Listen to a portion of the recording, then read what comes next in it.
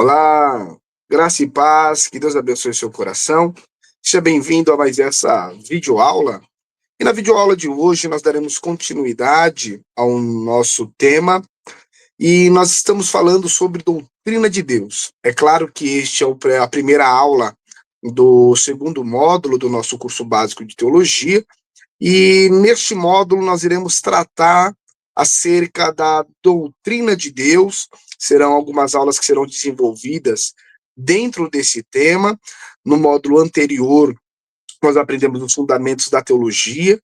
E agora, nessa próxima etapa, nós trabalharemos aí essa questão da doutrina de Deus. Então, seja muito bem-vindo, você que é aluno do nosso Instituto de Teologia Reformada de Wycliffe. Lembrando que o Instituto de Teologia Reformada de Wycliffe, ele traz justamente essa ideia de levar a teologia de uma forma mais simples, uma forma compreensível, a ponto de que qualquer pessoa que assistir às nossas aulas consigam entender, consigam ter acesso, tá bom? Àquilo que está sendo falado. Então, lembrando que o nosso método de ministrar a aula não será um método muito técnico, mas será um pouco mais popular, na ideia de fazer com que todos consigam entender e aprender teologia. Falando então sobre doutrina de Deus, bom, vamos falar então, né, sobre este assunto que é de extrema importância, deve e com certeza ser incentivado também para que todos os cristãos conheçam, entendam sobre esse assunto que é de extrema importância.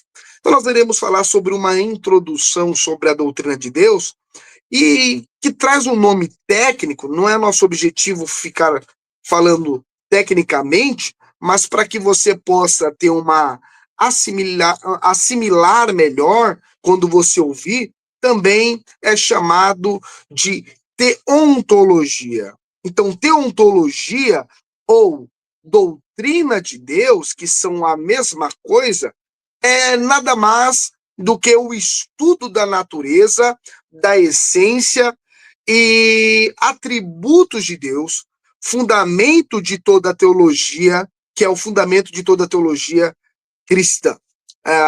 Conhecer a Deus, saber quem Deus é.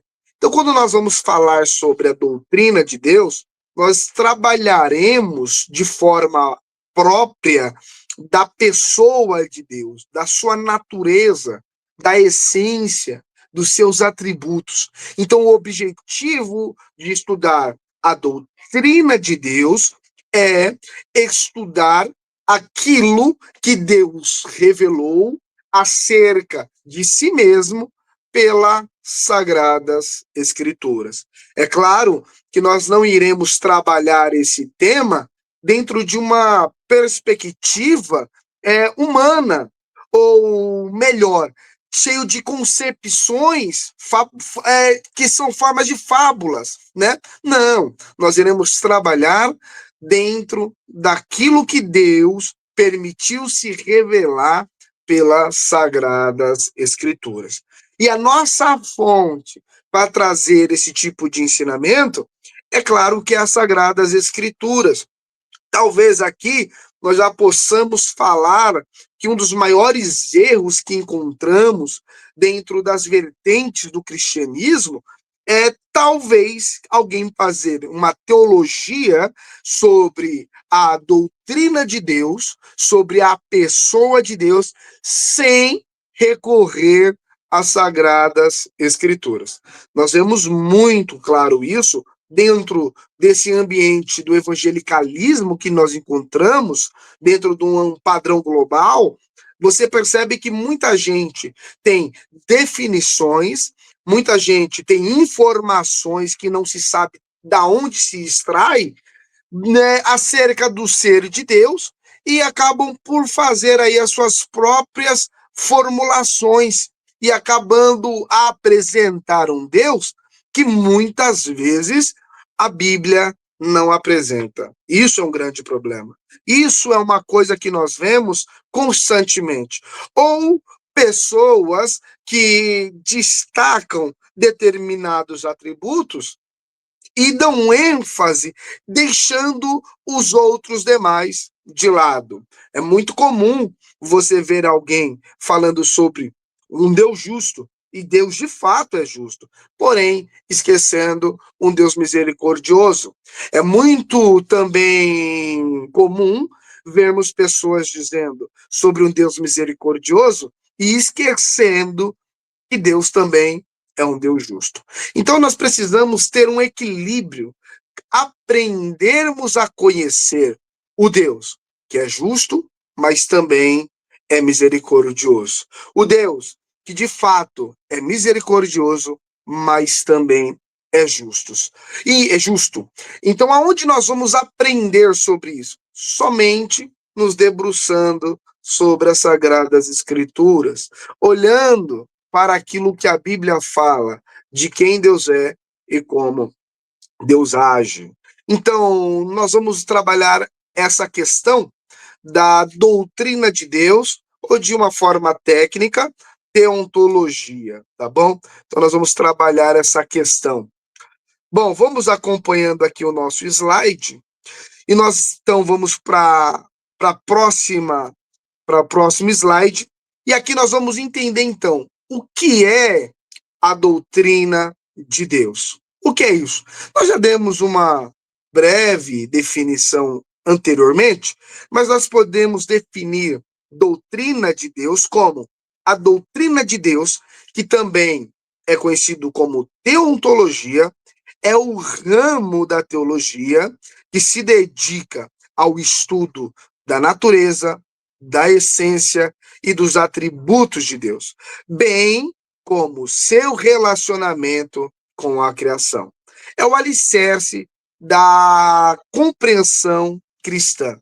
Se você compreende isso errado, você vai ter uma imagem errada de Deus, uma visão distorcida de Deus. Então prestemos atenção, porque conhecer a Deus não é apenas um exercício intelectual, é o fundamento que molda a fé, a prática e o caráter do crente.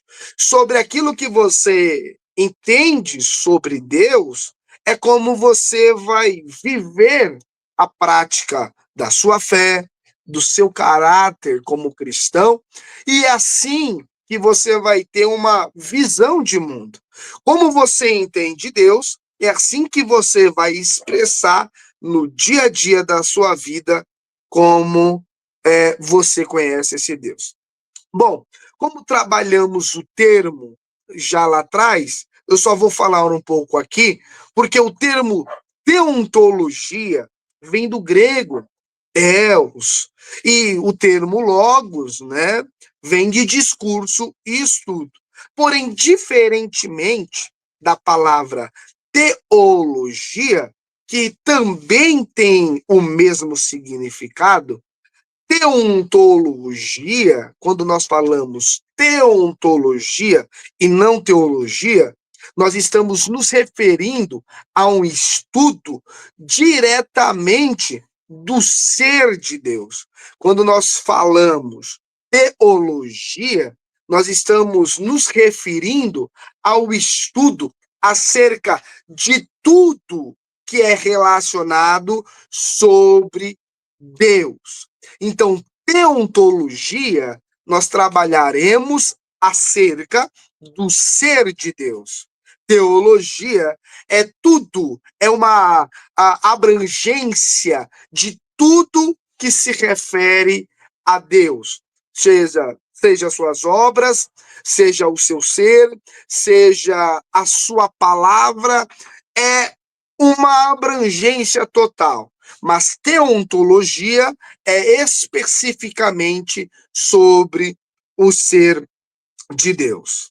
Então, nós vamos estudar acerca daquilo que fala sobre a pessoa de Deus. Por exemplo, os atributos de Deus que se referem às características que descrevem a sua natureza, como onipotência, como onisciência, como onipresença, e seus atributos morais como santidade, justiça e amor. Então você consegue perceber que quando nós falamos teontologia, estamos direcionando um estudo acerca da pessoa de Deus. Por isso é importante fazermos essa distinção entre teologia e teontologia. Teologia é um estudo mais geral. Teontologia é um estudo mais específico sobre o ser de Deus. É importante compreendermos isso para que não haja confusão dos termos, tá bom? Então, dito isso, vamos para o próximo slide. Bom, o nosso próximo slide, nós vamos entender a importância de então se estudar acerca da doutrina de Deus. Por que que isso é importante? Por que que um cristão deve se debruçar a um estudo como esse? Por que que eu, como servo de Deus, devo aprender acerca deste assunto? Lembrando que, como nós já falamos aqui anteriormente, se você não conhece a Deus, ou se você conhece Deus de forma errada, não da forma pela qual ele se revela, mas pela forma ao qual a mente se cria conceitos acerca de Deus, o modo como vamos viver vai ser extremamente influenciado por esse pensamento. Então, é muito importante entendermos e estudarmos a doutrina de Deus para compreendermos um primeiro ponto, a fundamentação da nossa fé. Então, saber quem Deus é fornecer uma base sólida para a fé cristã e ajuda os crentes a compreender seu relacionamento com Deus. Então, como que eu vou me relacionar com o Criador? Como que eu vou me comportar diante do Criador? Não é incomum, nos dias atuais, você ver pessoas que tratam Deus de uma forma leviana. Muitas vezes é até intencional. A pessoa, por um desconhecimento, ela nem sabe que a forma como ela está se dirigindo a Deus é uma forma errada. Ela nem percebe que a forma pela qual ela está se comportando é uma forma contrária às escrituras. E nós temos muito disso hoje. Então, o primeiro ponto é para saber quem Deus é, para que nós possamos ter uma base sólida para a nossa fé. E sem falar que isso nos ajuda como nos relacionar com esse Deus a qual nós adoramos. Um segundo ponto, que também é de extrema importância, é a compreensão da criação. Porque a doutrina de Deus, esse aspecto da teontologia, explica o propósito da criação e molda a visão de mundo do cristão. Ou seja, quando eu conheço Deus, eu percebo a criação desse Deus, eu tenho uma forma de enxergar muito mais coerente, que acaba me orientando ou orientando o crente a ver a vida e a existência de uma forma muito mais clara, nos dá uma orientação. Então, primeiro momento, eu preciso conhecer essa doutrina para ter uma fundamentação correta da minha fé. Segundo, eu preciso conhecer essa doutrina para ter uma compreensão daquilo que Deus fez, da sua criação. Terceiro ponto, eu preciso conhecer essa doutrina porque eu desenvolvo um padrão ético e moral. Então, quando eu estudo os atributos, a doutrina de Deus, a teontologia, eu começo a perceber da onde vem a minha moral e a minha ética. Os atributos de Deus servem como padrão da conduta cristã. Por exemplo, santidade, justiça, amor que acabam por influenciar a vida diária do crente. Então eu preciso também entender que existem aspectos dos atributos de Deus que acaba fazendo parte da minha vida, me influencia, interferem diretamente no meu comportamento. Bom, eu entendendo isso, eu tenho um quarto ponto, e neste quarto ponto, nós podemos ver que é a relação pessoal, ou seja, compreender acerca da doutrina de Deus, compreender Deus como um ser pessoal e amoroso é fundamental para um relacionamento baseado em amor e confiança. Ou seja, esse Deus na qual eu me relaciono, ele também é um Deus pessoal e tem muito que desse Deus que se expressa que acaba fazendo parte da minha vida. Amor, justiça, né, respeito, tem muito daquilo que na realidade que nós praticamos que também vem do Senhor. É isso que nós vamos aprender um pouquinho mais, que são os atributos incomunicáveis e comunicáveis. O que é atributo que pertence somente a Deus e o que é o atributo que Deus comunica aos seres humanos, que é compartilhado. Então, logo, logo, nós vamos falar sobre isso. Mas quando nós olhamos para a importância de estudar acerca desses atributos, nós percebemos que muitos teólogos anteriores a nós, antigos, né, já tinham uma visão acerca disso e falavam da importância de se estudar acerca desse conhecimento de Deus. Por exemplo, Luiz Bencorf, ele diz o seguinte: o conhecimento de Deus é a base de toda verdadeira teologia. E qualquer erro nessa doutrina leva a um erro em todas as outras doutrinas. Quando não se conhece a doutrina de Deus, a visão fica ofuscada, você começa a cometer erros, porque a sua concepção sobre Deus ela é errada. E isso acontece muito nos nossos dias. Pessoas que acham que Deus é de uma forma porque erraram aqui, ó, na doutrina, não tiraram as suas concepções, não tiraram as suas informações das Sagradas Escrituras. Isso acaba gerando muito problema. Então, Luiz Bencorf nos lembra que o conhecimento de Deus, ele é a base de toda a verdadeira teologia. E algum erro ou qualquer erro dentro dessa doutrina leva a um erro ainda maior em todas as outras doutrinas. Olha só, para que nós pensamos acerca da importância de conhecer a Deus. Um outro teólogo muito conhecido no meio reformado, Herman Bavinck, ele diz o seguinte: o Deus que se revela nas Escrituras é um Deus pessoal, e essa revelação nos ensina que Deus se preocupa com o homem e sua criação. É importantíssimo entender que o nosso Deus, ele é um Deus pessoal. Tem muito legalismo praticado hoje, que é justamente um erro dentro dessa doutrina do ser de Deus. Alguém vê Deus como alguém carrasco demais, outro como um Deus negligente demais, e por isso acabam formulando doutrinas erradas. Mas eu preciso entender que esse Deus, que é soberano, que é grandioso, ele é um Deus pessoal. Ele se preocupa, ele se relaciona com a sua criação.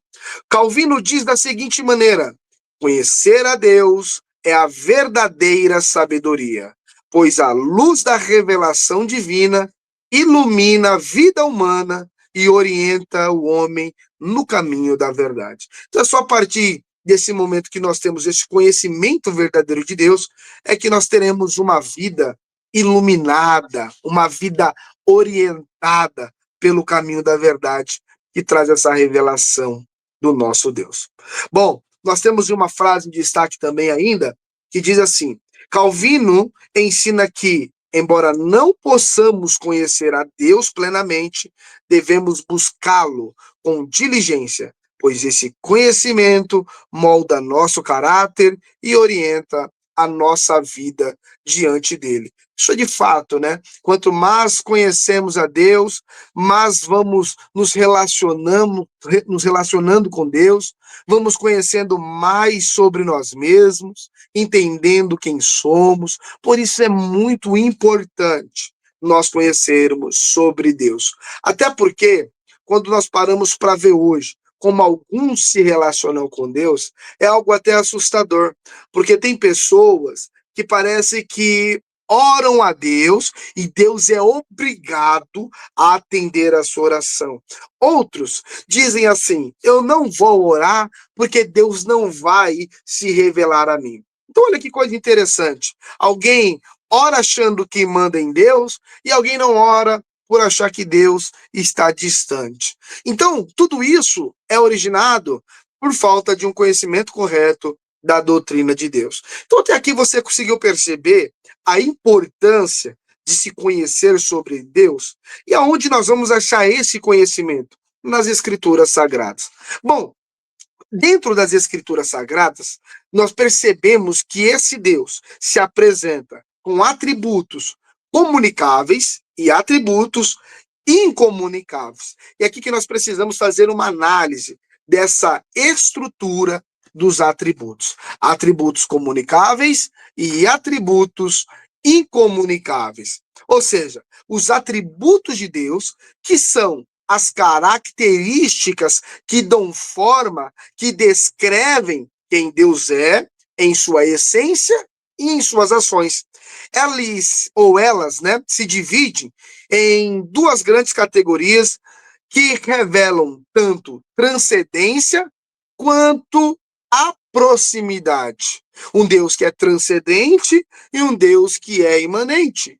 Um Deus que transcende tudo que conhecemos, mas que se faz conhecer, que se revela. Então nós conseguimos, através das Sagradas Escrituras, entender um Deus que se revela, né? Um Deus que se mostra, mas um Deus que muitas vezes e em muitos momentos está tão distante em outras características de si mesmo que nós, seres humanos, jamais poderíamos alcançar.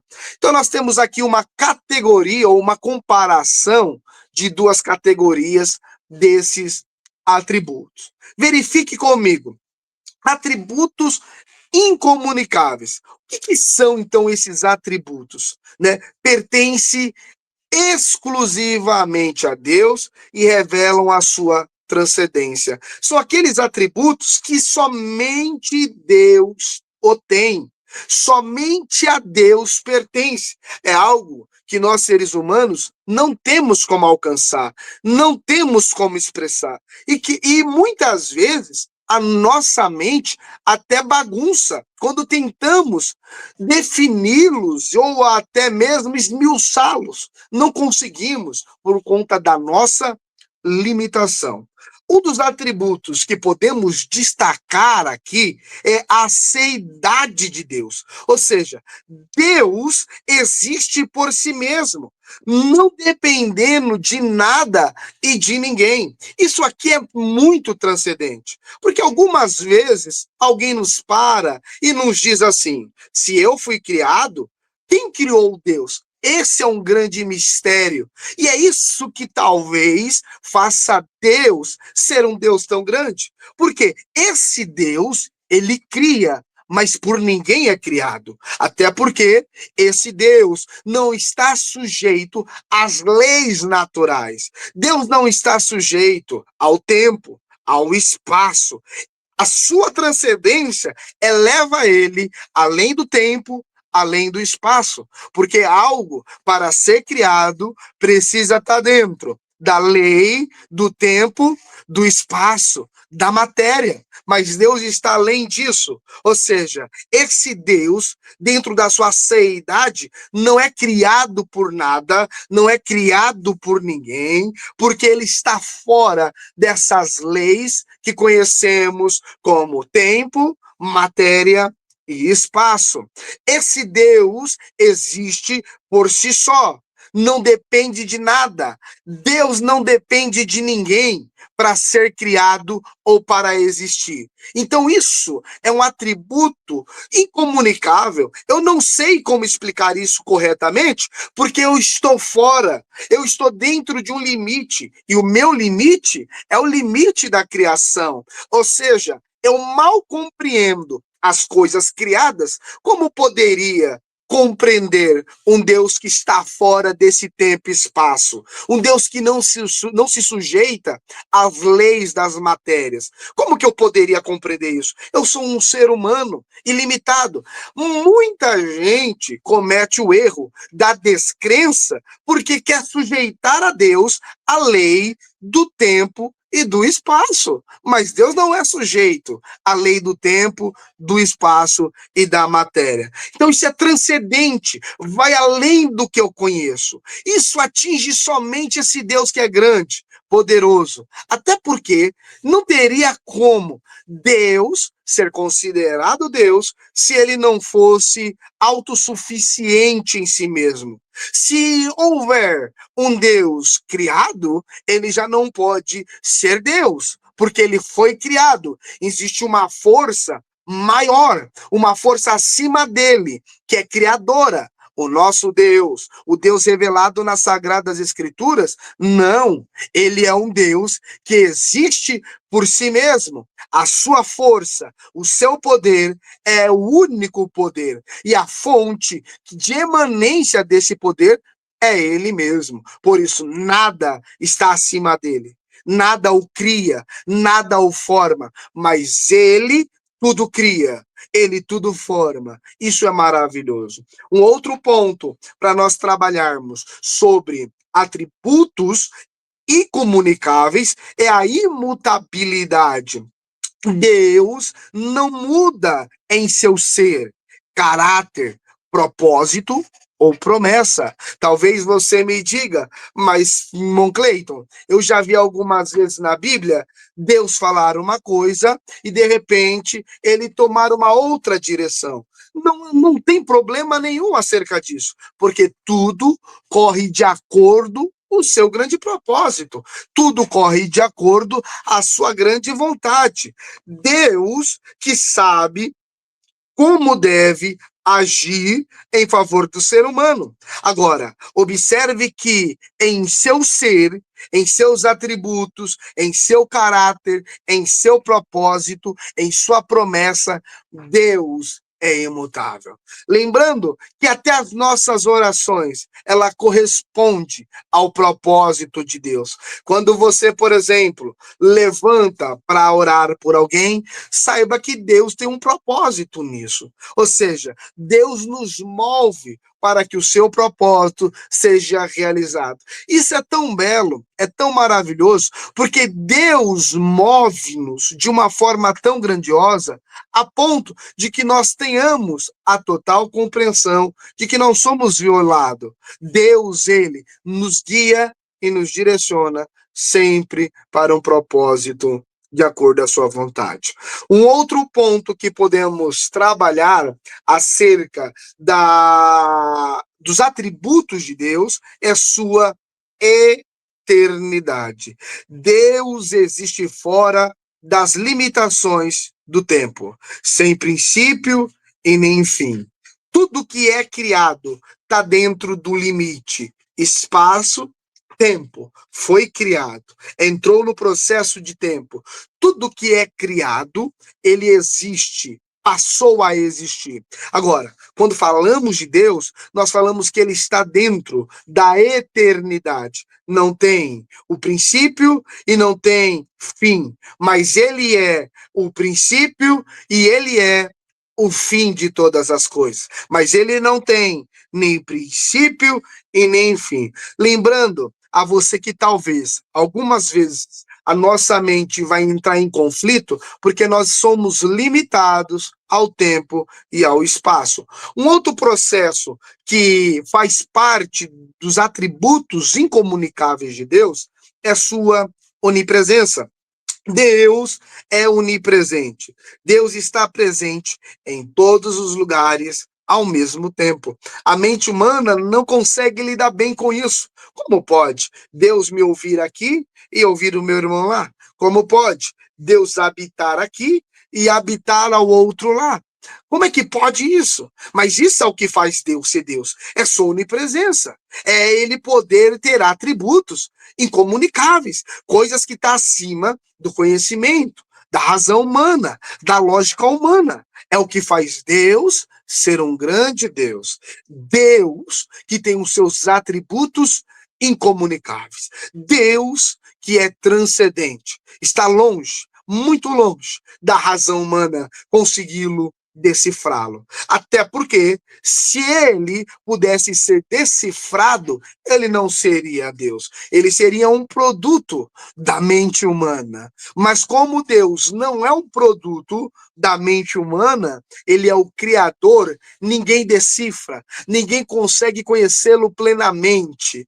E isso é uma coisa que nós podemos louvá-lo, exaltá-lo, porque é assim que ele se apresenta na sua palavra. Mas esse Deus tão grande, poderoso, enorme, que a nossa mente não concebe, que é um Deus transcendente à nossa realidade, existe em si mesmo, que não muda em seu caráter, sua essência, em seu ser, é um Deus que faz parte desse processo de entendimento de eternidade, está fora do tempo, fora da matéria, agindo fora do espaço, um Deus que não tem começo e não tem fim, mas todas as coisas devem ter o seu começo nele, e nele o seu fim é o nosso Deus grandioso, que também se faz conhecer. E é aqui que nós podemos olhar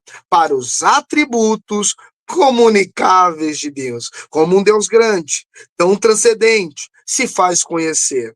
Então, quando falamos dos atributos comunicáveis, nós podemos dizer o seguinte, que esses atributos podem ser refletidos na criação, especialmente nos seres humanos, embora de forma limitada e imperfeita. E nós podemos começar falando sobre o amor, tá? Que é a capacidade de demonstrar afeição com cuidado e benevolência. O amor é um atributo de Deus, é onde Deus mostra a sua afeição por nós, o seu cuidado por nós, a sua benevolência por nós. Então, é algo que os seres humanos compartilham, porque os seres humanos, eles amam, eles demonstram seu afeto, eles demonstram o seu cuidado, a sua benevolência. E é interessante que muitas vezes nós demonstramos estas características por pessoas que nem conhecemos. Você se compadece de alguém que passa necessidade, de um vizinho que está passando por problemas. Você demonstra amor. Muitas vezes alguém erra contra você e você, mesmo não tendo afinidade, decide perdoar esta pessoa. Isso é amor. E assim, mesmo nós não temos um pleno conhecimento sobre Deus e nem um relacionamento perfeito com Deus, Deus demonstra amor. Nós temos um relato no Evangelho, na Epístola de João, na sua primeira epístola, no capítulo 4 e no versículo 8, onde João diz: Deus é amor.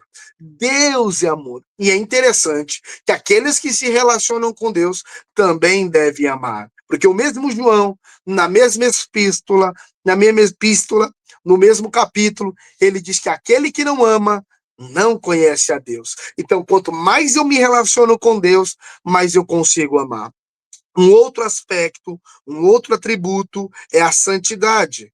A santidade não é a perfeição, mas Deus é santo. E o que quer dizer santo, santidade. Bom, santidade se refere a uma característica que é de Deus, a separação do pecado e a dedicação ao que é moralmente puro. Então perceba, Deus não se mistura com o pecado, Deus não se mistura com o errado, mas Deus é separado, Deus não se mistura com o mal. E nós, quando passamos a se relacionar com Deus, criamos esse desejo, a da separação, da santidade, o desejo de nos dedicarmos àquilo que é moralmente puro, determinado por esse Deus. Então nós queremos ser santo. E Pedro nos lembra isso em sua primeira epístola, no capítulo 1, no versículo 13 em diante. Pedro nos chama, nos faz um convite: sede santo, como Deus é santo, não vos conformando com as concupiscências, os desejos que antes havia em nossa ignorância, mas como Deus é santo, nós também devemos ser santo. Perceba que a palavra santo é separado, ou seja, Deus nos chama a ser separado, a nos separarmos a Ele. Isso é algo maravilhoso, porque Deus nos chama a ser o seu povo separado. Um outro aspecto da característica de Deus que nós podemos compartilhar é a justiça. Bom, quando falamos de justiça, falamos que justiça é o compromisso com o que é reto e correto. Isto é justiça. É o nosso compromisso com o que é certo e com o que é correto. Todo ser humano ele busca isso em determinados momentos. Todo ser humano, em algum ponto, ele quer ser justo, ele quer ser correto. É claro que não fazemos isso de forma perfeita, já que o nosso pecado, ele nos impede, ele nos leva para longe, ele nos afasta. E nós começamos, então, a ter uma justiça distorcida, favorecida às vezes. Por isso, nós não temos esses atributos de forma perfeita, mas podemos, pelo aspecto da graça comum, compartilhar desses atributos. Ou seja, de alguma forma, expressamos esses atributos que pertencem ao Senhor. Um outro atributo que nós percebemos é a misericórdia. Deus é misericórdia. Bom, o que é misericórdia? Misericórdia é compaixão demonstrada com aqueles que necessitam de graça e perdão. Existe uma definição que eu gosto muito, que graça é o favor que nós não merecemos. Misericórdia é Deus não nos dar aquilo que merecemos. De certo modo, faz sentido. E algumas vezes nós temos que ter misericórdia. Sabemos que o outro errou, sabemos que o outro pecou, mas não vamos dar a sentença que ele merece. É assim que Deus exerce sua misericórdia para conosco, ou seja, não nos dando aquilo que merecemos. Com isso, podemos concluir um resumo aqui dessas duas listas sobre atributos comunicáveis e atributos incomunicáveis. Bom, os atributos incomunicáveis destacam aquilo que torna Deus absolutamente único e distinto de sua criação, enquanto os atributos comunicáveis revelam as características morais e espirituais que Deus compartilha com os seres humanos, criados à sua imagem e semelhança, conforme Gênesis, capítulo 1, versículo 26 e 27. Ainda que nós tenhamos isso de maneira finita e imperfeita. Então percebe como esse Deus ele é grande, como ele é maravilhoso e como é importante aprendermos sobre os seus atributos. Bom, vamos falar de forma muito breve agora sobre alguns desses atributos que em outra aula iremos explanar de forma mais detalhada. Quando falamos dos atributos, então, incomunicáveis, como apresentamos na lista e já fizemos um prévio comentário deles, nós vamos falar, então, da autoexistência e da imutabilidade de Deus. Bom, a autoexistência ou a seidade de Deus é o que nada mais, nada menos do que Deus é autossuficiente e existe por si mesmo, não dependendo nada de fora de si para a sua existência. Talvez você consiga perceber que em Êxodo, capítulo 3, versículo 14, Deus se apresenta para Moisés dizendo: Eu sou o que sou. E é isto que você dirá aos israelitas: o eu sou me enviou a vocês. O eu sou, aquele que é, não há ninguém além. Ele é o que é, não existe nada além dele. Nós podemos fazer uma citação de Ben-Korf quando ele diz da seguinte maneira: a aceidade de Deus significa que ele não deriva sua existência de qualquer outra fonte senão de si mesmo. Ele é a fonte de todo ser. Ou seja, não existe poder algum, força alguma que não venha de Deus, que seja de Deus. Deus não depende de força nenhuma, de existência alguma para existir. Ele é a força que sustenta a si mesmo. Esse talvez seja um dos atributos mais interessantes ou principais que faça Deus ser Deus. Se o nosso Deus fosse derivado de outra força, qualquer que seja, ele não seria Deus. Mas porque o nosso Deus, ele existe em si mesmo, ele é a força em si mesmo, nada o criou, nada existe além dele. Ele é autossuficiente em si mesmo. Louvado seja Deus por isso. Eu fico muito feliz porque esse Deus autoexistente em si mesmo se revelou a nós, se apresentou a nós. Então eu tenho que louvar a Deus. Isso me deixa muito feliz, porque o fato de eu não conseguir compreender o meu Deus claramente em todos os seus aspectos faz com que eu entenda que eu sou sua criatura e que ele é o Criador, é o poderoso. Um outro ponto que falamos também é a imutabilidade.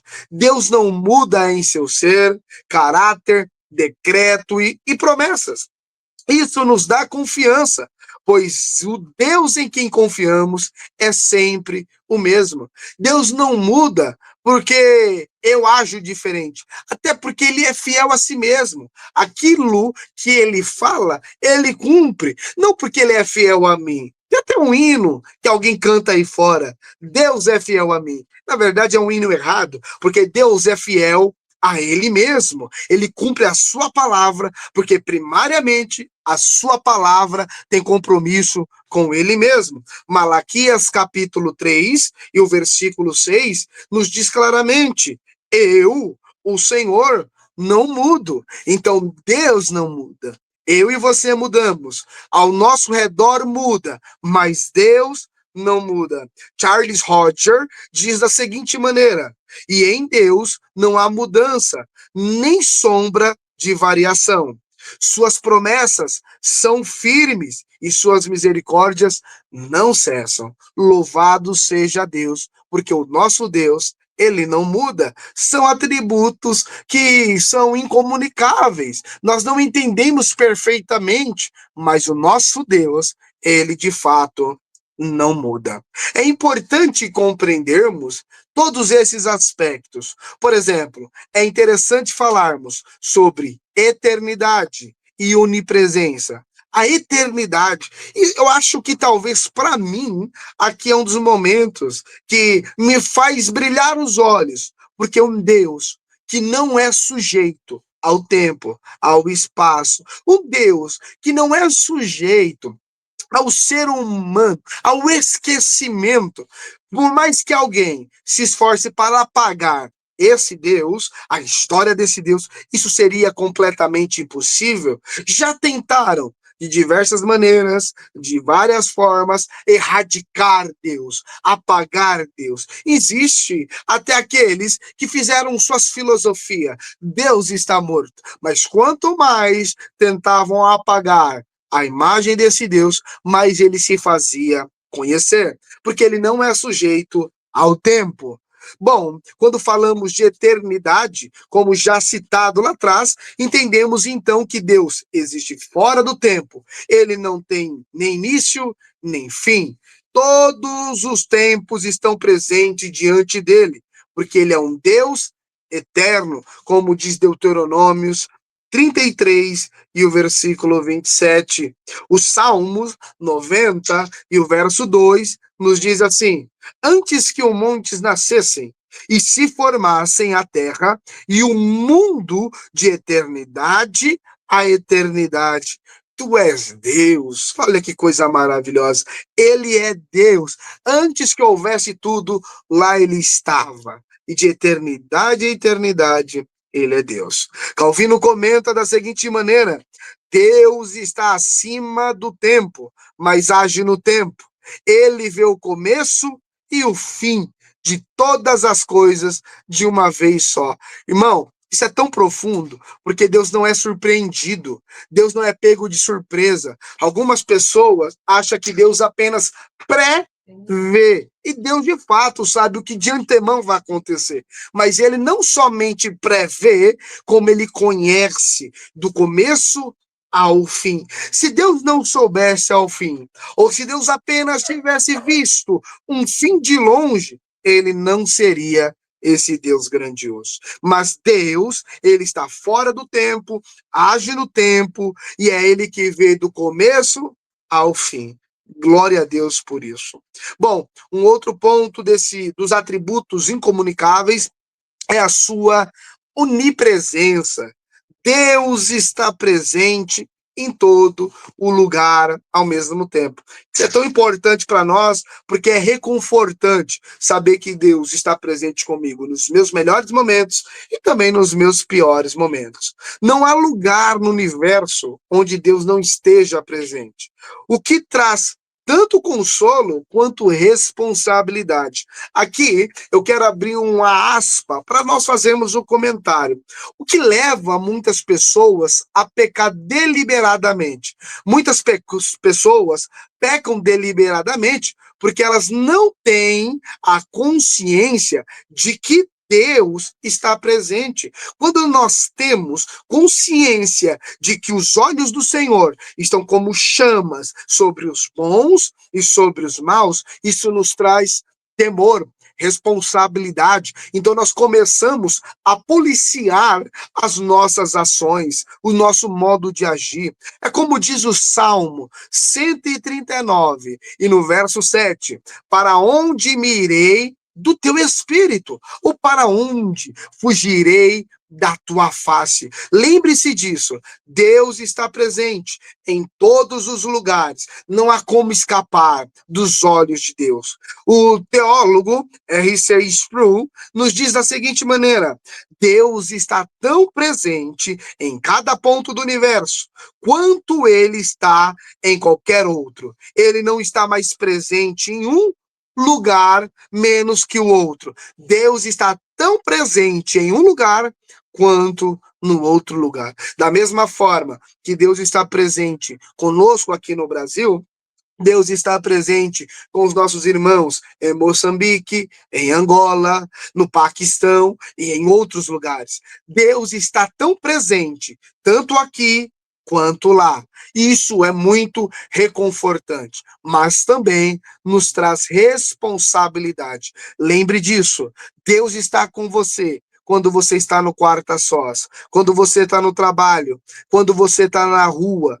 Deus está presente com você quando você está mexendo no seu telefone. Deus está presente com você quando você está fazendo suas atividades a sós. Deus está presente com você. Não esqueça disso. Então, fechamos agora essa questão dos atributos incomunicáveis. Entendendo isso, percebemos que estas características que citamos dos atributos incomunicáveis pertencem somente ao ser de Deus. Agora, é fato que nós precisamos falar também dos atributos comunicáveis, aqueles que são expressados, como já falamos anteriormente. Por exemplo, o amor. O amor é um atributo de Deus que é comunicado ao ser humano. E a criação, ela pode expressar esse amor, mesmo que de forma finita e limitada. O amor de Deus, de fato, é sacrificial e busca o bem do outro.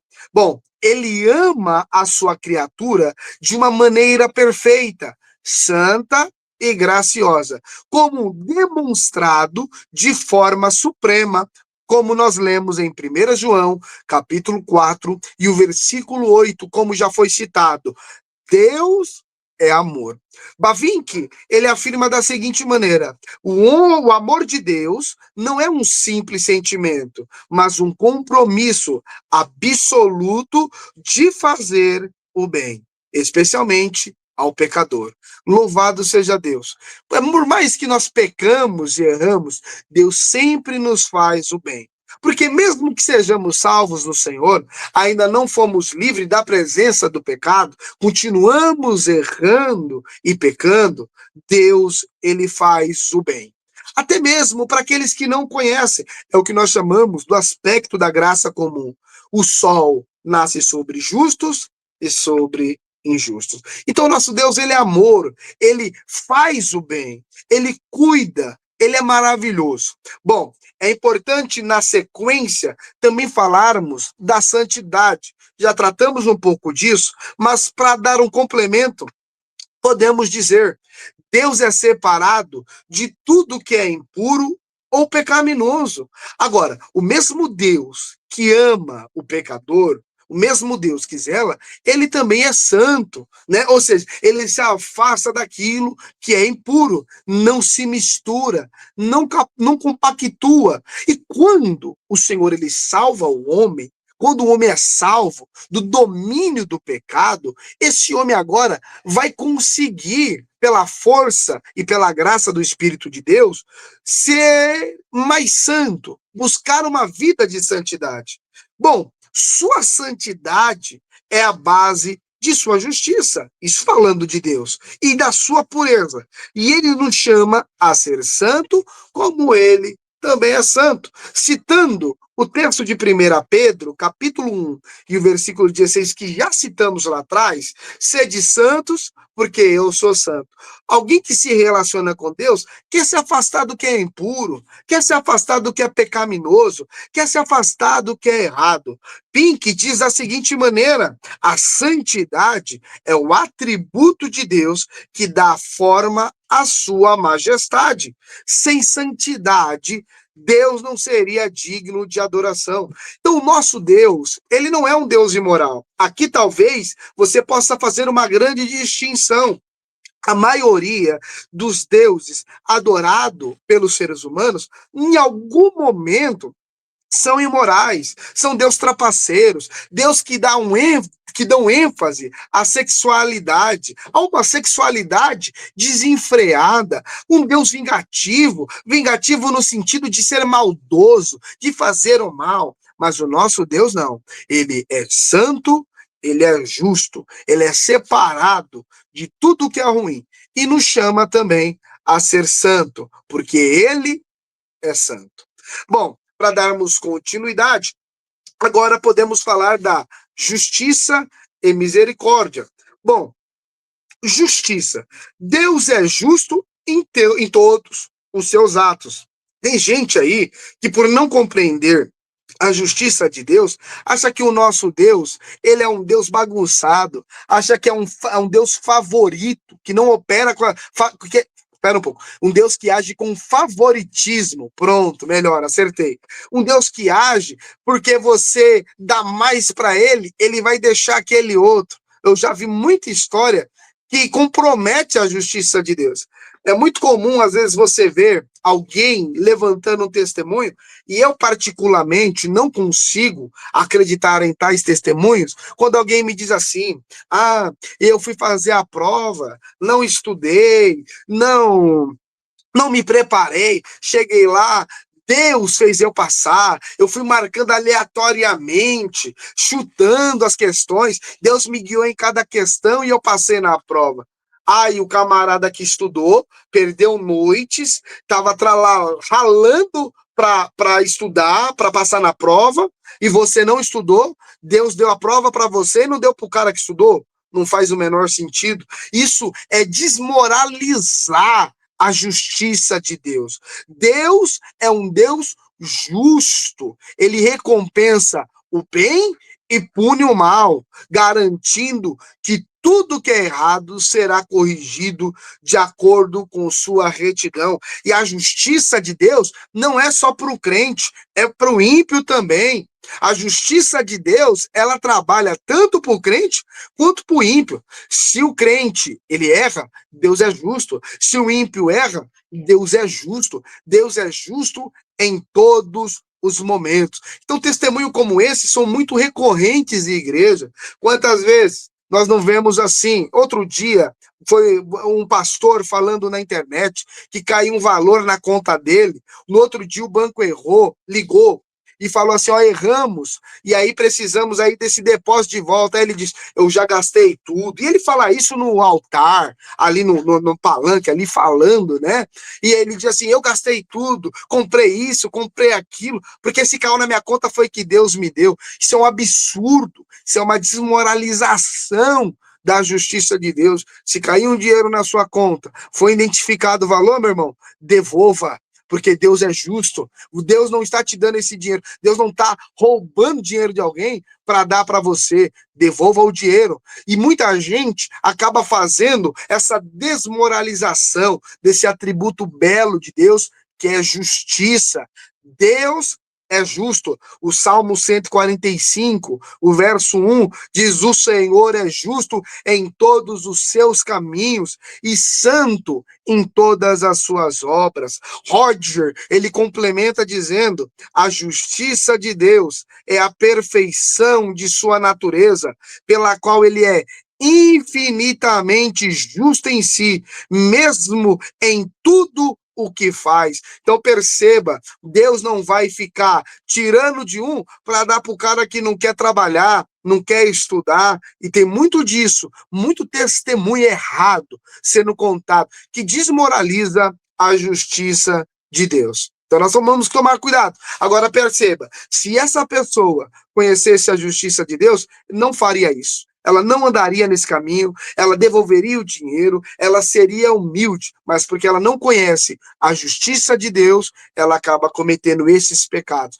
E o problema é que ensina outras pessoas a ver Deus em uma justiça equivocada, que na realidade já não é mais uma justiça.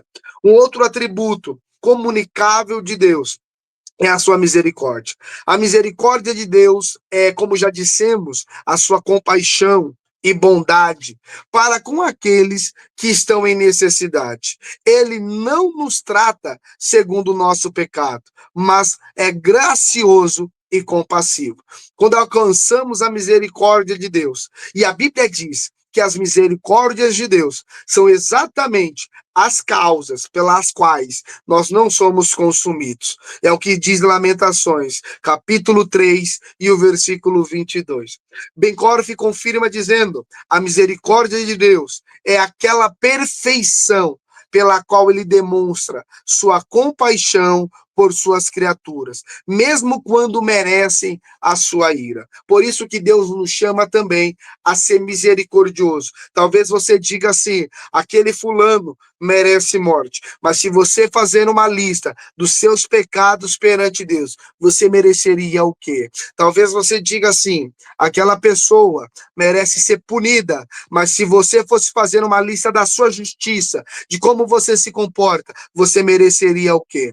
Então, olhando olhando para isso, nós temos que aprender a ser misericordioso. Se o nosso Deus é misericordioso, nós devemos ser misericordiosos também. E isso não significa apoiar o errado, isso não significa olhar desatentamente para a injustiça, isso significa que aquela pessoa, aquele ser humano, ele precisa de uma oportunidade para se redimir, para se arrepender do seu pecado. E nós precisamos anunciá-los isso. Bom, então nós estamos tratando dos atributos comunicáveis de Deus. E olha só o quanto que é importante nós trabalharmos isso tudo.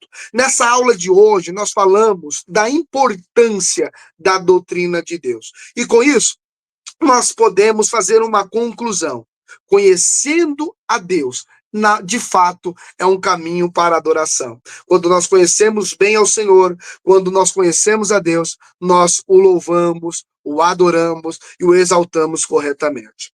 Os atributos de Deus revelam seu caráter e natureza de forma clara e bela.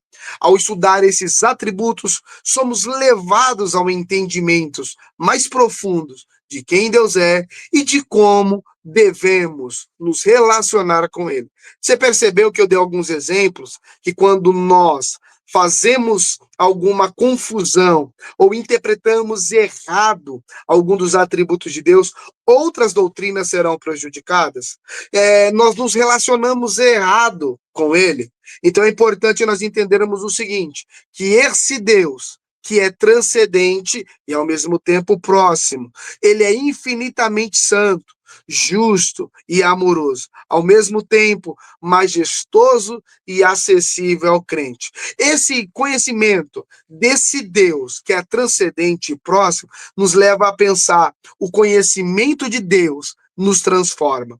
Porque quando conhecemos, somos transformados à sua imagem e capacitados a viver conforme a sua vontade. E já que nós somos transformados para viver de acordo e conforme a sua vontade, nós conseguimos ter um aspecto de uma adoração mais pura, sincera, porque este estudo que nós temos acerca de Deus, nos conduz a uma vida de adoração profunda e confiança genuína. Como é bom servir esse Deus. Bom, é importante eu fazer um lembrete aqui que a doutrina de Deus é um pilar central da teologia cristã. Entender os atributos de Deus não apenas é fundamento para a nossa fé, mas enriquece a vida espiritual, moral, de todos aqueles que servem a Deus. Então perceba, meu irmão, a importância de conhecer a Deus, a importância de se voltar a Deus, a importância de sabermos quem Ele é. Agora, você me diz assim, como que eu vou descobrir isso? Somente através das Sagradas Escrituras. É as Sagradas Escrituras que vai nos apresentar. Você não pode confiar um Deus que é produto da imaginação humana, um Deus que é fruto do pensamento, da ficção humana. Não, busque o Deus revelado na palavra dele, nas sagradas escrituras deles. Você vai ver que esse Deus, ao se revelar a você pela sua palavra, vai transformar a sua vida. Com isso, concluímos a nossa aula. Eu quero terminar nossa aula aqui e dizer que Deus abençoe todos vocês. Essa aula ficará gravada no nosso blog. Você não puder assistir ela em algum momento, vai lá, assiste no blog lá que vai estar gravado e também no nosso canal no YouTube. Lembrando, não nos deixe de nos seguir, compartilhar esse conteúdo, nos ajude a levar teologia para o povo simples. Que Deus te abençoe em nome do Senhor Jesus.